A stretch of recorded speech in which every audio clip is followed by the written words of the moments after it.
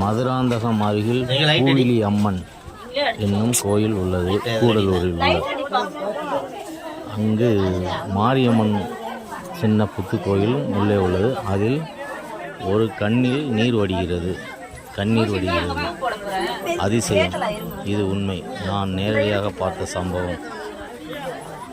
என்ன நேரிடுமோ என்பது தெரியவில்லை.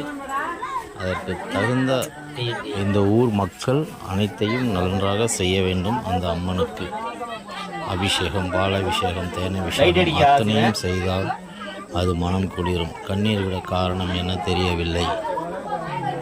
மதுராந்தகம் அருகில் நான் விரல் வைத்து துடைத்தாலும் அது மீண்டும் வருகிறது. காரணம் தெரியவில்லை. இது அதிசயம், ஆனால் உண்மை.